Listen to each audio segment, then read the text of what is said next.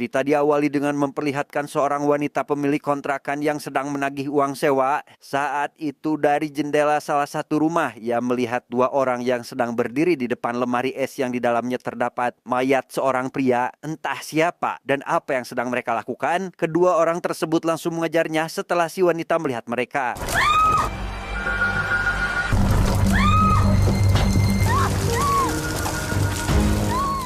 Di suatu malam, seorang pria pemilik restoran Cina bernama Dong Hong Liang, kita panggil saja Adong, ia berkunjung ke salon langganannya dalam keadaan mabuk dan meminta kepada pemilik salon bernama Pan Ying Ying untuk memberikan pelayanan terbaiknya tanpa menyadari jika si wanita telah menyiapkan sebuah kamera untuk merekam kegiatan mereka.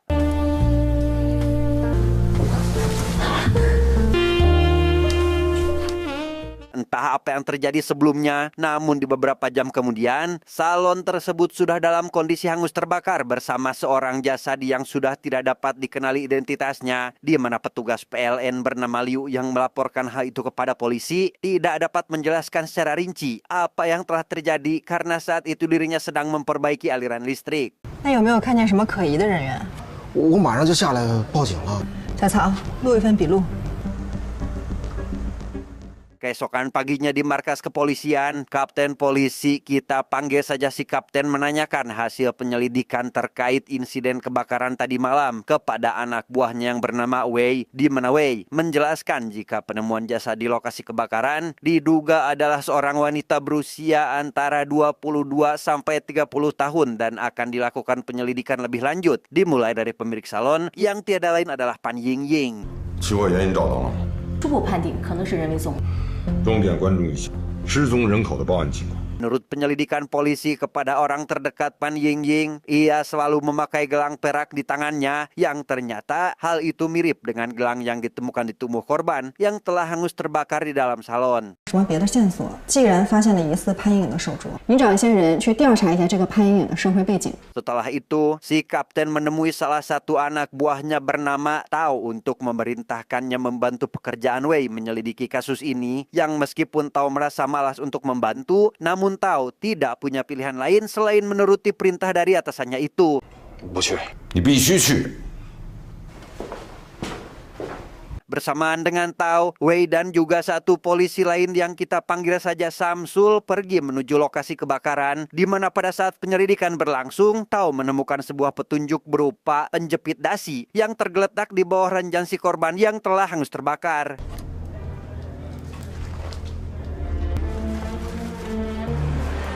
Di tempat lain, Adong yang baru saja sampai di restoran miliknya merasa heran ketika melihat salon langganannya telah hangus terbakar, di mana menurut salah satu pegawainya, kebakaran tersebut terjadi tadi malam dan memakan satu korban yang menurut gosip yang beredar, korban dibunuh kemudian dibakar oleh selingkuhannya. 做鸡的时候被自己亲头发现了，把人杀了，然后，哎，老板。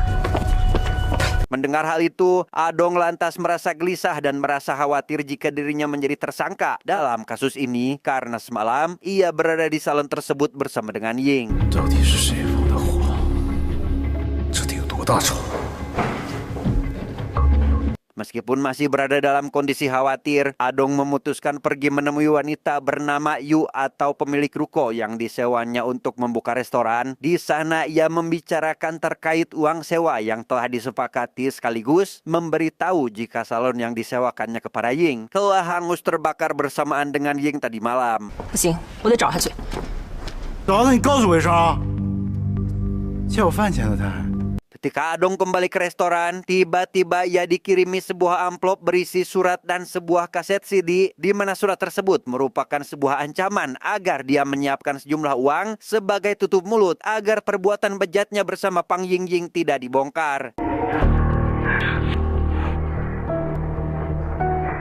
Tidak terima jika dirinya telah diperas, Adong langsung bergegas pergi ke kantor polisi untuk melaporkan hal tersebut. Namun sesampainya di kantor, ia melihat ada pasangan yang ditangkap setelah melakukan kegiatan terlarang, sehingga ia langsung mengurungkan niatnya dan memilih untuk menyelesaikan masalah ini seorang diri.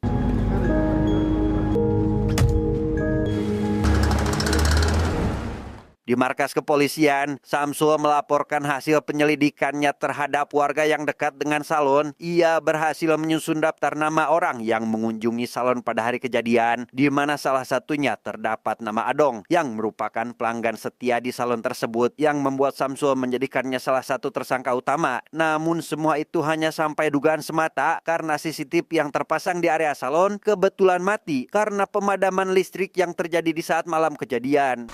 我列了一份名单。喝口水，喘匀了再说。 Setelah mendapat sedikit petunjuk, Wei dan Tao memutuskan untuk menemui Adong di restoran miliknya, di mana saat Tao menggeledah ruangan pribadi Adong, ia menemukan sebuah dasi yang cocok dengan penjepit dasi yang ditemukan di lokasi kebakaran. 整个镇上就你整天穿的人模狗样的，我刚才看了，你每条领带上都有一个领带夹，色的上面没有。 Penemuan itu membuat Tao semakin curiga jika Adonglah pelaku dari kebakaran tersebut, sehingga ia lantas mengajukan beberapa pertanyaan terkait hubungannya dengan Pan Yingying, di mana Adong yang merasa jika dirinya dituduh sebagai tersangka bahkan seolah berselingkuh dengan Pan Yingying pun tentu merasa tersinggung dan langsung membantah semua pertanyaan yang diajukan kepadanya. 再说了，有领带夹的人多了，那你就去问问秦大力，我昨晚是不是在家哄孩子？ Sepulangnya dari restoran, Tao yang teringat perkataan Samsul yang menyebutkan jika semua CCTV tidak berfungsi akibat pemadaman listrik pun lantas segera menuju panel listrik yang menghubungkan semua CCTV untuk melakukan pemeriksaan lebih lanjut.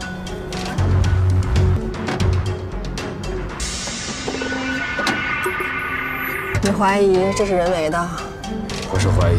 Dan ya, Tao menemukan sebuah kejanggalan saat kabel yang terpasang pada panel listrik tersebut longgar sehingga ia langsung menyimpulkan jika hal itu merupakan kesengajaan. Yang kali ini Tao mencurigai sosok Liu yang merupakan ahli listrik di daerah tersebut.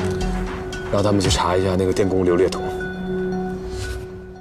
Di markas kepolisian, Yu yang sedang ambek-ambekan kepada polisi karena ruko miliknya telah hangus terbakar pun meminta polisi untuk segera menemukan pelakunya agar ia bisa segera meminta uang kompensasi atas semua kerugian yang dialaminya. 我告诉云姐，足疗店失火的案子，我们会第一时间通知你们，看行不行？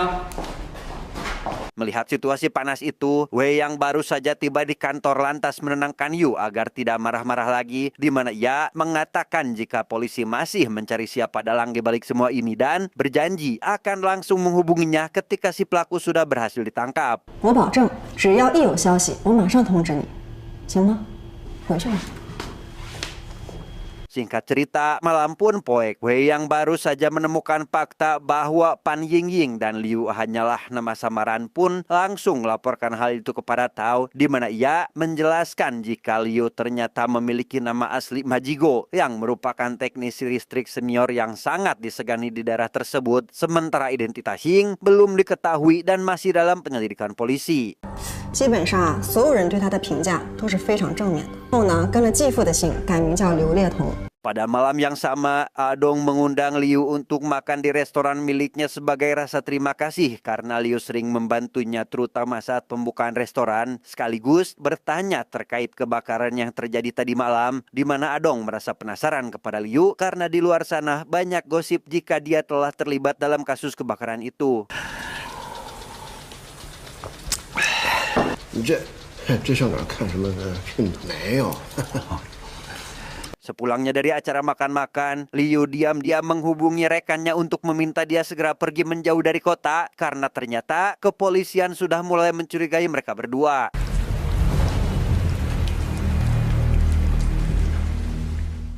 Liu yang sudah berniat kabur dari rumahnya malah dikejutkan dengan kedatangan Wei yang hampir sampai ke rumahnya sehingga ia langsung berbalik arah dan mengambil jalan belakang berharap Wei tidak melihatnya.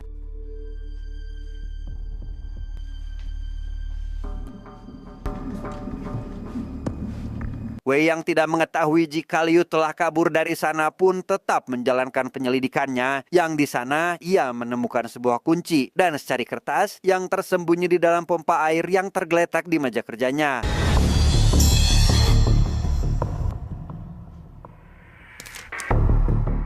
Rupa-rupanya kertas yang ditemukannya itu berisi alamat menuju ke sebuah rumah di mana Wei langsung mengikuti petunjuk itu sampai ke alamat yang dimaksud, yang di sana ia menemukan sebuah lemari pendingin besar tersimpan di salah satu ruangan di tempat itu, sehingga Wei yang penasaran pun langsung membukanya untuk melihat apa isi di dalamnya.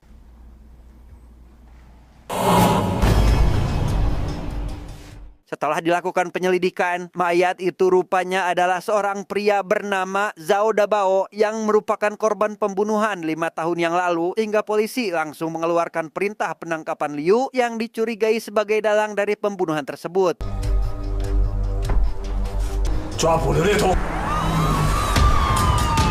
Di tengah pengejaran yang sedang berlangsung, Tao terus memepet Liu, sementara dari arah berlawanan, Wei dengan mobilnya langsung menabrak Liu sehingga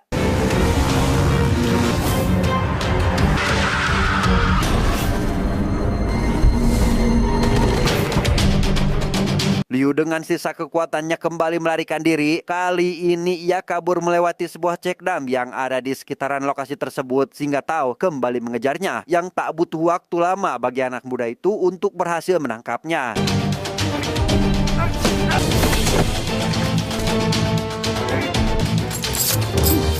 Setelah berhasil menangkap Liu, Tao langsung membawanya ke kantor polisi untuk diinterogasi. Yang di sana, Tao bertemu dengan Yu yang melaporkan jika Ying dengan Adong terlibat perselingkuhan yang diketahuinya dari seseorang. Sehingga atas dasar tersebut, Yu memaksa Tao untuk segera menangkapnya karena ia yakin jika Adonglah orang yang telah membakar kios miliknya itu.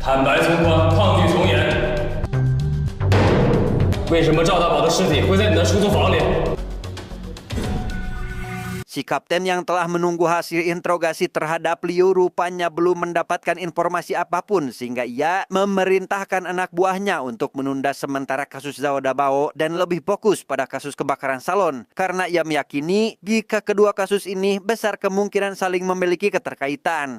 Coba. Ini Kasus lama yang baru saja terkuak ini membuat si kapten langsung mengingatkan Tao untuk bersikap lebih tenang dalam menghadapi kasus ini, di mana hal itu harus si kapten perikatkan karena ternyata orang yang membunuh Zhao Dabao diyakini merupakan orang yang sama dengan pelaku pembunuhan gurunya Tao beberapa tahun lalu yang juga meninggal dengan jenis luka yang sangat mirip dengan si Zhao Dabao ini. 没想到在赵大宝这个案子上出了意外，他一辈子的遗憾。就说。 我知道你和你师傅的感情。 Pada malam harinya, Tao bersama Wei yang sedang melewati lokasi kebakaran tiba-tiba melihat ada seseorang yang berada di TKP, entah siapa dan apa yang dilakukannya. Wei dan Tao langsung menangkapnya saat itu juga.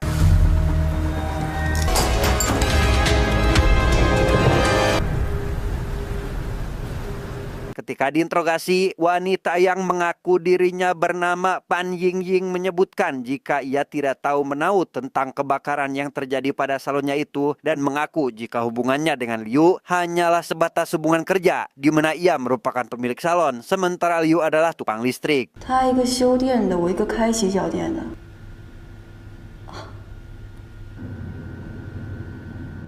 Setelah tidak mendapatkan sesuatu dari interogasinya barusan, Wei yang sedari awal sangat mencurigai Adong sebagai pelaku utama pun berinisiatif untuk melakukan penyelidikan lebih lanjut. Hal itu bukanlah dendam pribadi, melainkan karena hanya Adonglah satu-satunya yang paling memungkinkan untuk dijadikan pelaku, sehingga kali ini Wei meminta Tao agar tidak menghalangi pekerjaannya.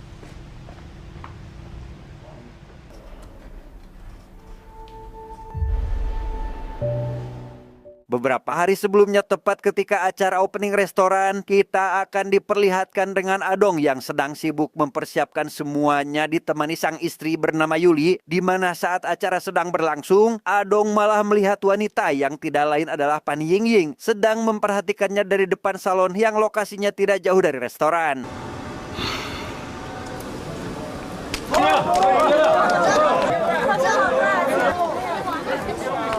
Memasuki acara makan bersama, muncullah Tao yang membuat bapak mertua langsung memanggilnya untuk makan di meja yang sama dengannya, di mana sangat terlihat dari cara bicara serta mimik wajahnya jika si bapak lebih menyukai Tao daripada menantunya sendiri, sehingga membuat Yuli yang berada di sampingnya pun merasa tidak enak hati kepada sang suami. Terlebih lagi, di masa lalu, tepat sebelum menikahi Adong, Yuli pernah menjalin kisah asmara dengan Tao yang harus kandar karena si Tao ini tak kunjung menikahinya. 这是我从小看到大的侄儿啊，接了他爸的班，也当了警察。你爸爸真是在天有灵啊！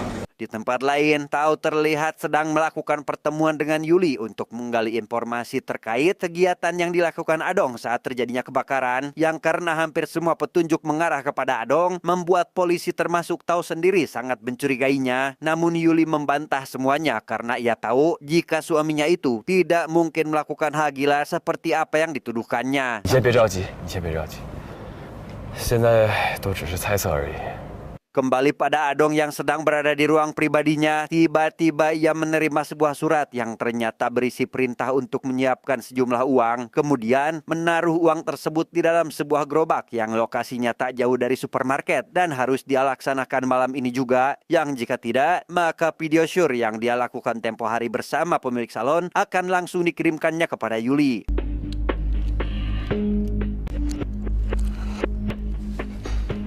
Karena jumlah uang yang diminta tidaklah sedikit, Adong memilih untuk menggadaikan mobil pribadinya demi memenuhi permintaan tersebut, di mana Adong tidak menyadari jika kegiatannya sedang diperhatikan oleh Wei dan Samsul dari kejauhan. Namun meski begitu, mereka berdua tidak sempat mengikuti kemana Adong pergi akibat adanya gangguan yang tidak seberapa, tapi dengan akibat yang luar biasa.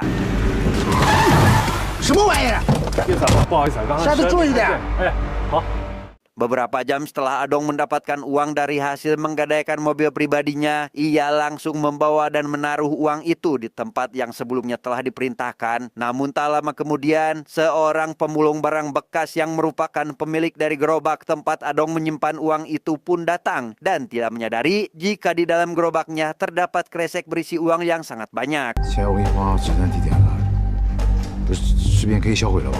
Di perjalanan pulang ke rumah, si pemulung yang melewati sekumpulan bapak-bapak kenalannya diajak ngawadul terlebih dahulu, di mana salah satu bapak yang peduli kepadanya pun menanyakan tentang mendapatkan apa saja dia hari ini, di mana si pemulung yang memang, mohon maaf, agak keterbelakangan mental pun langsung memperlihatkan isi dari gerobaknya, yang betapa kagetnya semua orang ketika di balik rongsokan tersebut terdapat uang yang sangat banyak, sehingga si bapak yang merasa heran dengan uang itu langsung menghubungi polisi sebelum si pemulung mendapatkan masalah.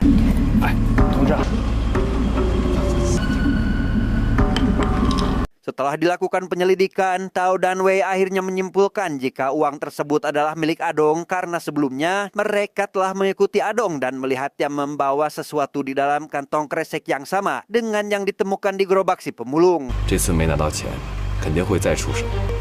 现在把董红良带走，反而会惊动幕后的人。 Keesokan harinya di markas kepolisian, Samsul tiba-tiba datang membawa informasi penting dari hasil otopsi korban kebakaran salon, di mana hasil otopsi tersebut menunjukkan adanya bekas pembekuan sebelum jasad si korban hangus terbakar. 影跟刘烈彤这两个案子肯定存在关联。小曹，立即提审刘烈彤。 Mendengar hal itu, Wei teringat dengan jasad Zhao Dabao yang juga ditemukan dalam keadaan membeku di rumah Liu, sehingga ia langsung menduga adanya keterlibatan Liu dalam kasus kali ini. Namun di sisi lain, Tao masih bertanya-tanya terkait tujuan uang yang disiapkan Adong dan apa yang disembunyikan olehnya. 你这10万块钱是给谁的？到底在隐瞒什么呢？ Ketika Adong berada di ruangan pribadinya, tiba-tiba ia menerima panggilan telepon dari orang yang mengancamnya tempo hari, di mana orang itu yang saat ini belum mendapatkan uangnya pun memaksa Adong untuk segera menyerahkannya, yang jika tidak, maka video panasnya bersama si pemilik salon akan disebarkan ke publik, ditambah lagi dengan ancaman baru, yaitu anak sulungnya sedang berada di tangan si pengancam, sehingga Adong tidak mempunyai pilihan lain selain harus menurutinya.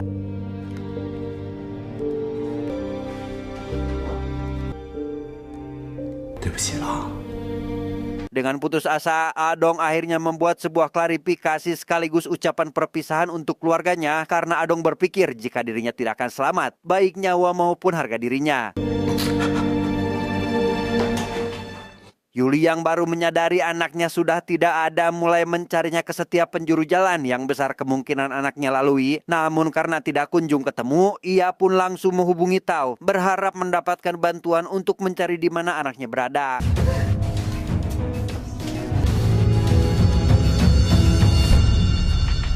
Singkat cerita, tibalah Adong di sebuah pabrik yang merupakan tempat untuk melakukan transaksi, di mana ia dibuat terkejut ketika melihat sang anak sedang tidak berdaya oleh seorang wanita yang ternyata adalah Yu.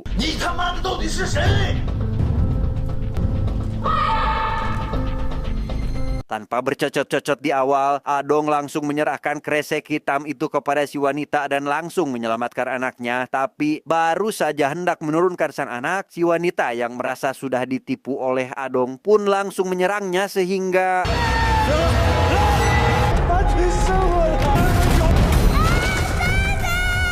Ketika Adong hampir mencapai batasnya, Tao tiba-tiba datang ke tempat itu berkat informasi dari Yuli, sehingga Tao langsung menghajar wanita itu dan...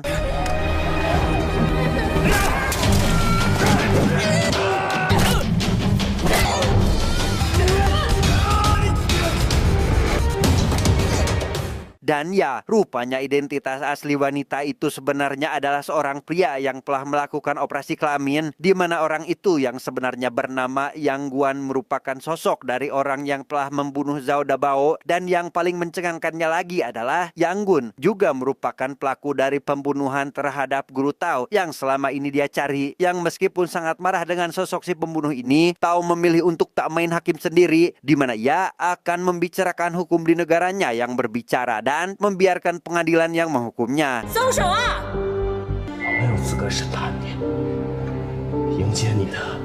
Setelah semua bukti dan petunjuk terkumpul, termasuk telah ditangkapnya orang-orang yang terlibat dalam kasus ini, Tao dan Wei lantas menginterogasi satu persatu para tersangka tersebut.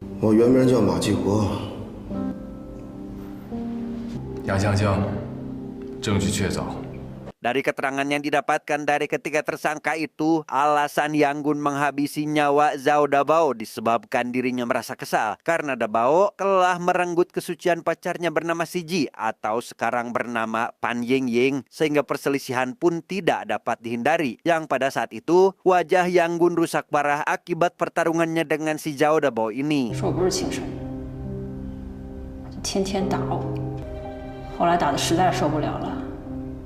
Dan tak lama setelah itu, Liu yang sedang melakukan pemeriksaan listrik pun bertemu dengan Yang Gun, orang yang telah ia kenal sebelumnya berlumuran darah setelah membunuh Zhao Dabao. Yang alih-alih menegurnya karena telah menghilangkan nyawa seseorang, Liu malah sangat berterima kasih karena telah membalaskan dendamnya pada Dabao yang telah membuat seluruh keluarganya meninggal.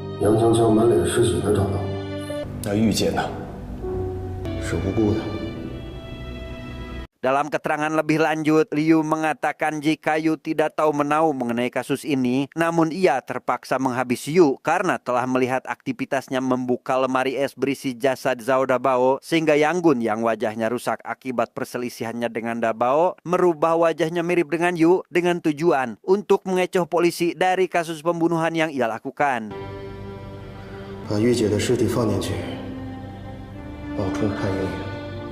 Tidak ingin terus-menerus dalam keadaan seperti ini, mereka berencana untuk memeras Dong agar mendapatkan banyak uang yang nantinya akan mereka gunakan untuk pergi sejauh mungkin dari kota tersebut, sehingga mereka dengan sengaja membakar salon milik Pan Yingying bersamaan dengan mayat Yu yang mereka simpan sebelumnya, agar seolah-olah korban dari kebakaran itu adalah Pan Yingying yang merupakan pemilik dari salon tersebut.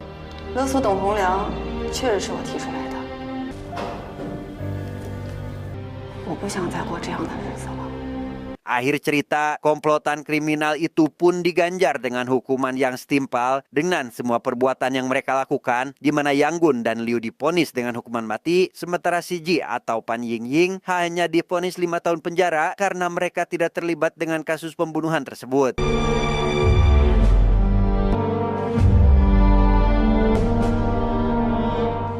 Dan setelah semua kejadian itu, Tao menghampiri Yuli yang sedang berada di restoran untuk memberikan sebuah kamera handycam berisi video terakhir yang dibuat Dong khusus untuk Yuli sebelum menemui ajalnya saat menyelamatkan sang anak. Tamat, ending yang sangat membagongkan.